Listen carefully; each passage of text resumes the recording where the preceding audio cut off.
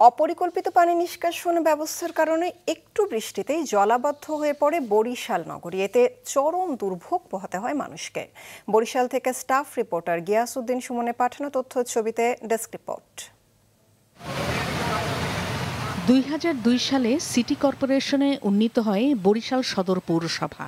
২০০৮ সালে নগরীর উন্নয়নে করা হয় মাস্টার প্ল্যান, যার আওতায় পানি নিষ্কাশন সুবিধায় পরিকল্পনা করা হয় প্রায় ২৫০ কিলোমিটার ড্রেন নির্মাণের।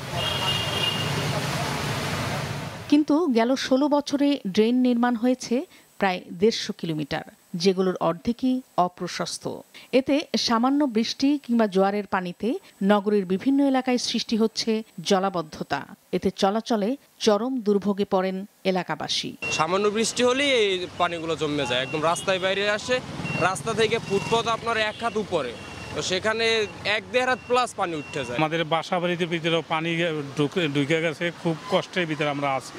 আমাদের পানির জন্য খুব কষ্ট হয়, রাস্তায় গাড়ি চালাইতে খুব কষ্ট।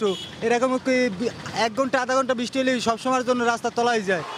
জলাবদ্ধতা নিরসনে গেল বছর থেকে নতুন করে পরিকল্পিতভাবে শুরু হয় ৯৮ কিলোমিটার ড্রেন নির্মাণ প্রকল্পের কাজ, যা এখন চলমান রয়েছে।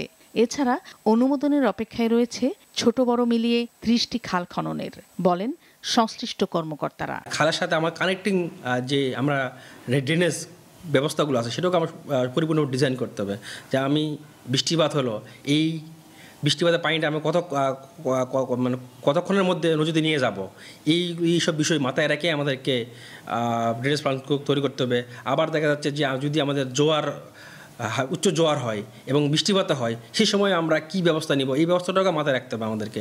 এই সামগ্রিক বিষয়টাকে ইন্টিগ্রেটেড একটা প্ল্যান করে আমাদেরকে এই শহরের একটা ড্রেনেজ প্ল্যান করতে হবে। যে ৮০০ কোটি টাকার যে প্রকল্পটা বরিশালে রয়েছে, এখানে আপনার ৯৮ কিলোমিটার ড্রেনেজ আছে। এছাড়া মিনিস্ট্রিতে একটা প্রকল্প দাখিল করা আছে ২২৬০ কোটি টাকায়, এখানে ৮৪ কিলোমিটার ড্রেনেজ আছে। এবং খালের একটি যে প্রকল্প প্রেরণ করা হয়েছে, এখানে নগরীর ৩০টি খাল আছে। যে খালগুলি যদি রিএক্সকাভেট করা যায় এবং এই ড্রেনেজগুলি সম্পন্ন করা যায়, আশা করি নগরীর জলাবদ্ধতা চিরতরে দূর হয়ে যাবে।